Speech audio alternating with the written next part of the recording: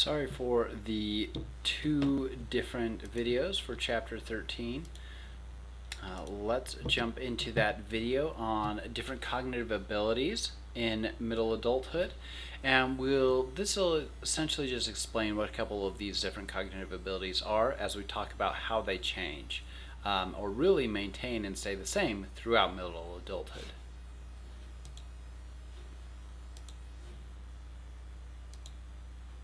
Aging is a natural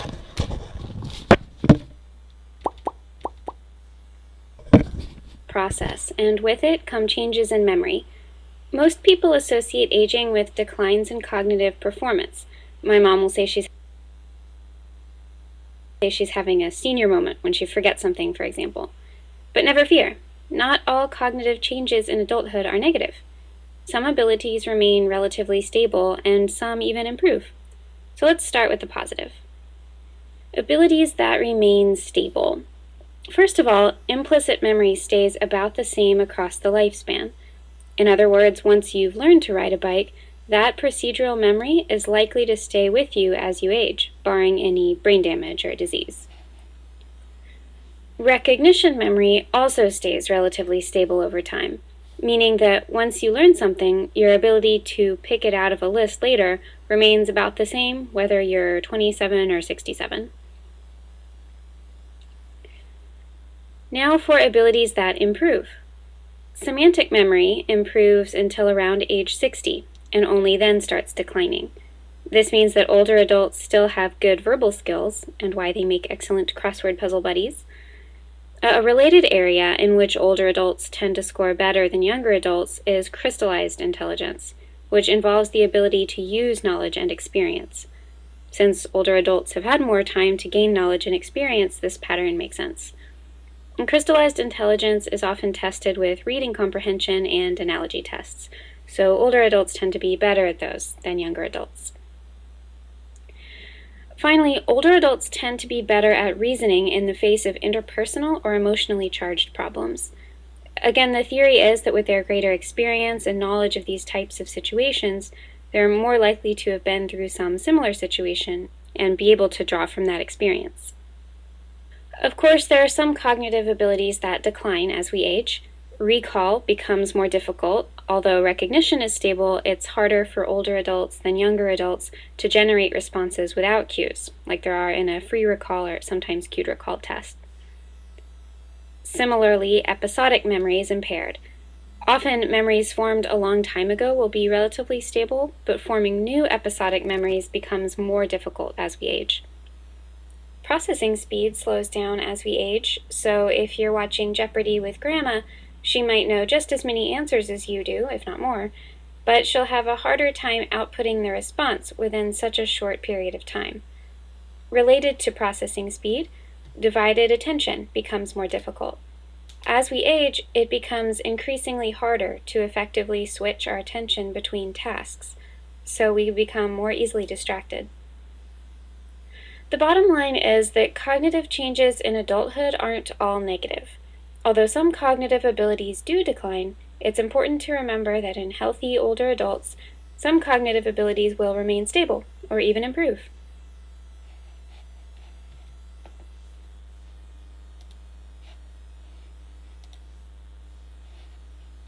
So hopefully that gave you a good little refresher. Your book talks about Hopefully that gave you a good little refresher. Your book talks about a lot of those as well. So one of the main keys is that most of those declines are not happening until well into middle adulthood, so closer to 60 and 65. So the further you go into middle adulthood, the closer you get to late adulthood, the later that those cognitive declines happen.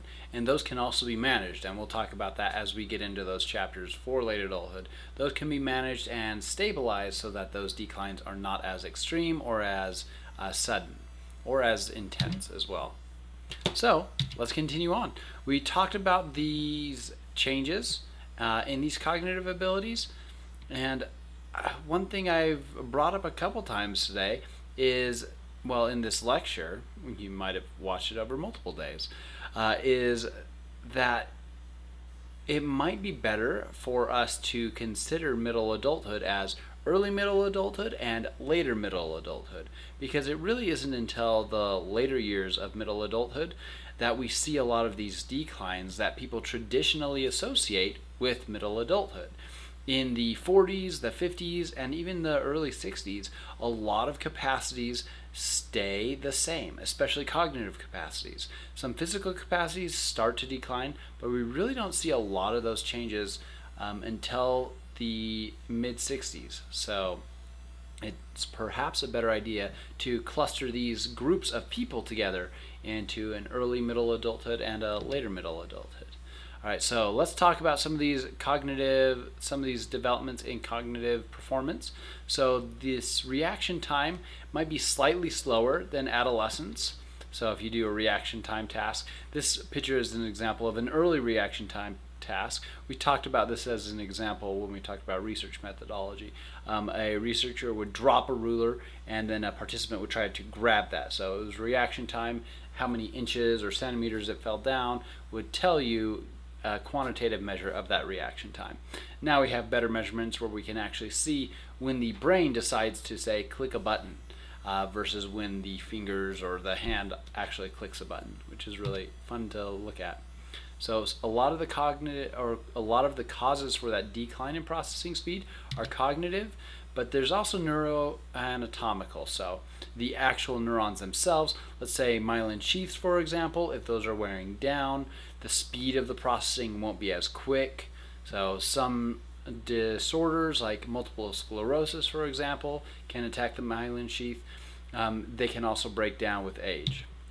So neurochemical changes as well. So if the chemicals balance within the neurons or outside, so kind of that chemical soup that neurons are sitting in, if they don't have all the same chemicals that they did before, it might slow down processing speed.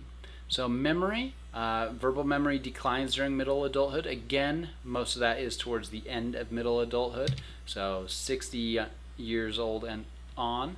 So there is with that disagreement if the memory overall does decline in middle adulthood. So verbal memory might, but other aspects of memory, as we saw in that short video, do not.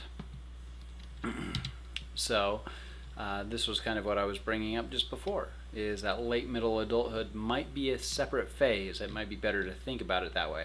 But again, we don't have as much research on this phase of development. So if we had more research on middle adulthood, that time span between about age 40 to about age 65, we might have a better sense that, well, it does make more sense to cluster people from 40 to, say, 55 together, and then 50 to 70 or 55 to 75 together, or something like that. So with that, more time is needed in late middle adulthood to learn new information. So new things can be learned, new skills can still be gained, but it does take more time than it would have in early adulthood, for example. So this is linked to changes in working memory and ineffective memory strategies. So solving problems is generally slower, making decisions generally happens a little slower, and comprehension is a little slower. So that's a lot of slower there, but these aren't dramatically slower processes. These would be anywhere from maybe milliseconds to a couple seconds slower. So this can have an impact on certain things like quick reactions for driving, for avoiding, say, an accident. But if you're trying to think of where to go to dinner, these kind of declines aren't going to really make as big of a difference, especially if you have a hard time picking where to go for dinner anyway. I would just pick Hawaiian. Hawaiian is my favorite for sure. Macaroni salad sounds fantastic right now. Memory strategies are a protective factor. So we've talked about mnemonics before. That can really help. It can make these, it can help maintain a lot of these abilities with memory. So expertise is something that we talk about, and we've mentioned it a couple times before. Expertise is something that you gain based on your cumulative experience. So you might have heard the idea that you will become an expert in something if you spend 1,000 hours on it. So that's essentially what we're talking about here. People that are in middle adulthood tend to have a couple things that they've probably done that they can be experts in, that they have a lot of experience in, whether it's their job, their hobbies, both, multiple hobbies, multiple kinds of jobs, things like that. When you have an expertise in something, you process information really quickly, very automatically, and you analyze it more efficiently. So if you have trained for hundreds of thousands of hours on doing any specific task, whether it be playing chess, whether it be doing research methods, whether it be managing people, you will already have enough skills and tools that you know how to do that your neurons already work through all the time. So those pathways don't have to be recreated or thought up. You already kind of know what to do. When there's a new kind of problem, you put together solutions in novel ways that other people who are not experts might not. So a lot of that comes from that efficiency in your neurology. So leads to better strategies, shortcuts to solving problems, and being more creative and more flexible in solving problems. So practical problem solving is those things that are everyday problems. So this does improve in early adulthood and throughout middle adulthood. A lot of this is just having experience in practical everyday things. Oh, the washer is dumping water in when it's supposed to be rinsing or something like that. What's a way that I can solve that? And try different things and figure it out. So then if that happens years later with a new washer, you already might have some ideas of what to do there. So it begins to decrease at about 50 years of age. You might call this practical problem solving wisdom. It might be what some people refer to as wisdom. We've talked about wisdom in a previous chapter, and this doesn't actually fit the definition of wisdom that we were using there. But some people, some lay people, might define wisdom as this kind of practical problem solving ability, being able to figure out how to do things or solve problems. Again, this is another capacity that can remain if it's used. If people are still trying to solve new problems, if they're engaging their mind, maybe things like learning a new language, switching up the career, starting a new hobby, if they're engaging their cognitive abilities, they're going to keep this capacity for a longer period of time. If they're not keeping their if they're not trying out new things, then this is when those kinds of capacities start to decrease. All right, so let's talk about career, work, and leisure in midlife. So the role of work is really central during middle age. It's very often part of a person's identity when they're in this middle adulthood time. So we talked about in adolescence and early adulthood that one of the things the young people are doing is trying to find their identity. Maybe it's part of that is from work. Maybe part of that's from their religious or political affiliations. Maybe part of that's from their friend group and things like that. So at this time, a lot of people's identity is very central to their work. So in the US, about 80% of people in midlife are employed. And it is a time of evaluation, assessment, and a reflection about work, especially towards the end of middle adulthood. So there are a lot of financial responsibilities that you might not generally think of when you think about middle adulthood. I think the lay idea is we tend to think of people in middle adulthood as kind of established, stable. They don't have as many worries, hopefully, is kind of the idea, but they probably still have mortgages or rent, medical bills, if they're in a country that does not have universal health care. So home repairs, college tuition for themselves or their own children, maybe both at the same time. I've had a few courses where, say, a mother and daughter, or a father and daughter, or father and son were in the same class together. That was always strange when to assign them to different groups or things like that. When they're coming in and leaving together, they're doing homework probably together at home. But yeah, a lot of people in middle adulthood are going back to college. So bills from nursing homes for their older parents as well, or taking care of their older parents' homes or estates or things like that. So these are other financial responsibilities that we might not generally think of for adults in middle adulthood. So with that, there is a changing of the workforce in the USA, so it's a lot more multi-ethnic. Companies also are doing a lot of restructuring, downsizing, outsourcing of jobs. I mean, that's not to get too far down the rabbit hole here, but it's kind of the idea, right? For capitalism, I'm going to be very careful with how I say this here, because, like I said, I don't want to go too far down the rabbit hole. Companies often like to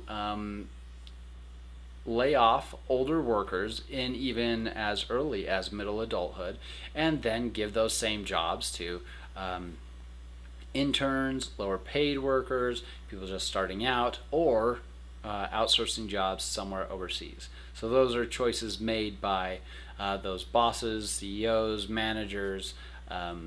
So, yeah. There are actually a lot of companies that offer middle-aged workers incentives to retire early. So my father-in-law, for example, got some incentives to retire before he was planning to.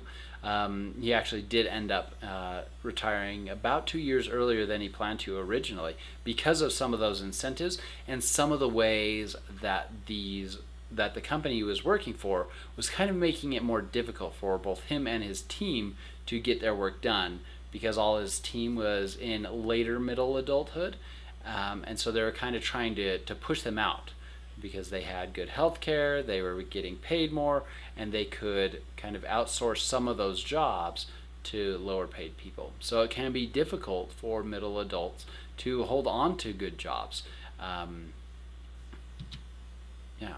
So with that, pensions are not always assured anymore, especially if middle adults have had to change careers in recent times. So healthcare is very expensive, and it is starting to be a worry generally for middle adults. Towards middle adulthood, they start getting these healthcare costs. So while that wasn't really a financial concern before, possibly, it's now becoming more and more of a concern. Some will change jobs and careers if they feel like they're behind and not excelling as quickly as they wanted to, and then that can put them behind in other ways, like not having as good of health care or as good of benefits at this new job, even if it fits what their identity is a little bit better. So a lot of challenges that we might not generally think of that are being researched well and need more research in middle adulthood. So with that, it is hard to change your job in middle adulthood, but it can be useful. It can also lead to some of these risk factors. So let's talk about leisure. So this is in general just defined as those pleasant times outside of work. So, or when you're able to pursue your own activities or interests of your own choosing. So some things that I would do for leisure: hang out in a hammock, hang out with friends, go motorcycle riding, take my family camping. Those kinds of things are things that I like to do for leisure. With that, hobbies, sports, reading. So most middle adults, when they're asked or interviewed or surveyed, they actually regret not taking enough leisure time.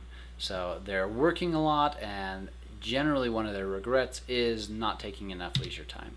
So leisure is linked to better cognitive functioning and a longer life. A lot of times leisure pursuits are things that are cognitively engaging.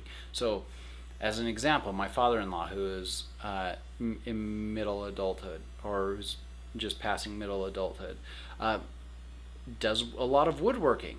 He went to some night classes and learned welding. So these are things that are linked to better cognitive functioning and a longer life, more enjoyment, things like that. So it's challenging his mind in different ways. So finding things that you're passionate about, trying out new hobbies, that is something that's really useful in middle adulthood. So with that, these kind of changes that are happening in middle adulthood might expand the opportunities for leisure. So depending on what kind of work you're doing, if you're retiring early or whatnot, you might have more disposable income, you might have more time to, say, go on multiple cruises or trips around the world, things like that. So non-leisure activities like TV are correlated with having shorter telomeres. And if you remember our discussion about genetics and DNA, the telomeres are those end pieces. So you've got the chromosome, so let's say this is two ends of the chromosome. The telomeres is that extra part of DNA that kind of protects the DNA as it's being copied, and it kind of gets cut back over time. So shorter telomeres means essentially your cells, and because of your cells breaking down, body functions are going to break down too. So telomeres are really associated with dying, essentially. So the shorter your telomeres are getting, the more likely you are going to have transcription errors, problems like that, and organ failures and functioning impairments. So with that, in middle adulthood, a lot of middle adults are seeking a little bit more about religion or meaning and purpose in life. So let's talk about that. Meaning is things that are significant to us. So for me, something that's really significant is being out in nature. So going on a walk in the woods would be really meaningful for me. But a purpose, on the other hand, includes other things, including goals and contributions. So I might have a goal to go on a walk in the woods, but that doesn't really contribute to the world at large. So meaning is this kind of more big, broad thing where there can be a lot of things that people can find meaningful. But a purpose is that meaning plus having those goal-directed ideas, and that ideas that are, those goals are beyond the self. So it could be beyond yourself being your family, that maybe you want to support your family. That is a very common purpose. Your work, maybe you feel a lot of purpose in your work. It's really meaningful to you. You've got long-term as well as short-term goals around it. Maybe your work is something like you're a veterinarian or a hospital worker, and you want to help pets or help people. That's some examples of meaning, of purpose, as well as being under that bigger umbrella of meaning. So here's some other examples. Veterinary care. A lot of people find personal meaning in their religion, in their families, in doing service, in doing things for the environment. So yeah, I think all those examples I've already talked about there. So with that, religion is defined as those organized set of beliefs, practices, rituals, and symbols, and that increase in individuals' connection to some kind of sacred or transcendent other. So with that, religiousness is the degree to which an individual is affiliated with an organized religion. So someone might say that they have a specific religion that they're part of. And then their religiousness would be something like, how often are you actually attending church services or the temple, or do you do prayers or meditations? That would be a measure of religiousness. So with that, well, there you go.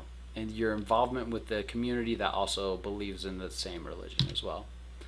So levels of spirituality, which is different than just religiousness, but they are very highly correlated. So there are people who are just spiritual and have these ideas of some other beyond the self connection, in that spirituality, versus religiousness is these practices and rituals. So with that, levels of spirituality increase throughout late and so middle adulthood towards later adulthood. So with that, religion is positively linked to health in some ways. So religious commitment helps to moderate blood pressure and hypertension. Again, these are correlations. So people who tend to be more religious, who are attending services, doing their kind of rituals and things, they tend to have slightly lower blood pressure and better cardiovascular health. However, there are some cults and religions that promote dangerous or poor health practices. So things like ignoring sound medical advice, not wearing protective things like masks if there's a pandemic going around, things like that. So in that kind of case, it's not very well linked to positive health. So let's talk a little bit more about meaning in life from one of the first researchers about meaning in life, or who looked into meaning of life, and that's Viktor Frankl.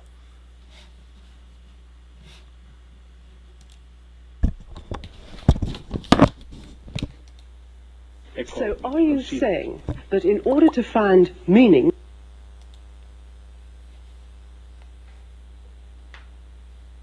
it is necessary to experience suffering? I wouldn't say it is necessary to experience suffering. What I say is just that meaning can be found under each and every condition in life, even under the worst conceivable conditions, provided that it is a situation you cannot change, Remember, I said this explicitly. That means, provided that the cause of your suffering cannot be removed. If you can remove the cause of a suffering, say in case of a cancer, by surgery, you have to undergo surgery. If you are suffering from a severe compulsive obsessive neurosis, you have to seek psychotherapeutic help. There are, within the realm of logotherapy, for instance, certain techniques that can be applied with much success, as has been evidenced not by logotherapists but by behaviorists. And finally, if you are confronted with sociological conditions that have caused your suffering, then you are called upon to change the situation, to remove the cause of your suffering by political action, for instance.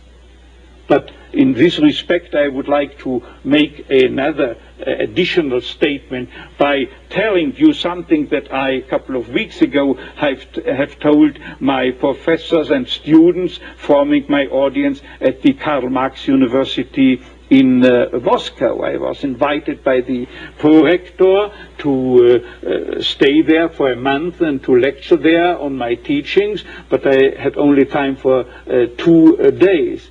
And I told them, don't think that I came to you from the West in order to sell you any political opinions.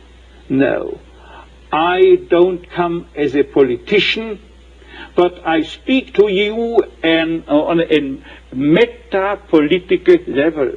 This means that I recognize only, on a worldwide scale, only 2 styles of politics, or 2 types of politicians.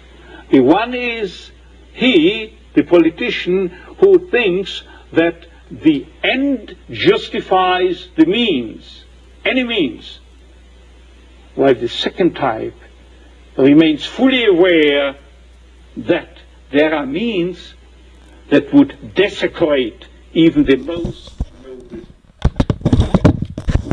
So I was confused about my notes there. I was actually wanting to skip this story. And they were applauding Bacon's. Alright, is it going to replay right then? Okay. So I was actually wanting to skip that story and jump back to where he keeps talking about meaning at 7:38. I was thinking from my notes that the Russia story started at 7:38, so I apologize for that. Feel free to watch the whole interview. There's more of it actually on YouTube, but this was just some of the highest quality video and audio that I could find of this interview. So let's jump back to where he's talking about meaning specifically and what meaning is and examples of meaning that people will find in their lives. Remember, meaning is that more broad concept, those things that we might find meaningful, that are personally important, impactful to us as individuals.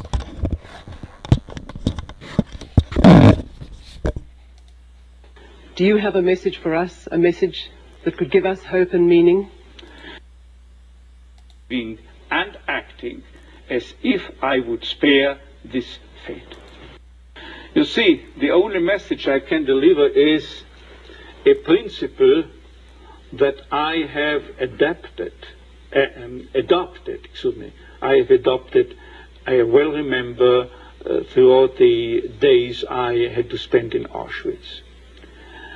There is statistical evidence that my chance to survive Auschwitz, real statistical evidence, was 29-1. And I had the feeling that it was like that. And still, I applied the philosophy of Sir Karl Popper, whose nucleus means that you cannot prove any hypothesis. The only thing you can do is falsify it, show that it is not valid, that it is not tenable.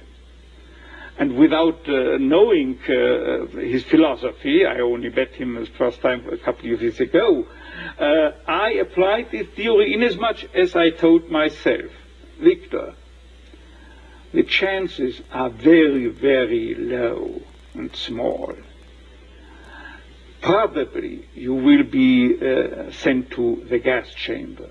And still, there is nobody who can guarantee me and convince me with 100% certainty that I shall not survive but end in the gas chamber. As long as I have no guarantee that I will have to die within the next days, I continue behaving and acting as if I would spare this fate. Dr. Frankel, thank you for... So, Frankel's book, Man's Search for Meaning, is a really useful one if you want to look it up. With there, we only get a taste of some of the ideas behind that, is that Frankel was in Auschwitz and was there for, I don't want to get that wrong, 2-3 years. So had a high chance of dying, obviously. But as he went in, he was thinking about his research on meaning in life, how meaning can help people be resilient through challenging times.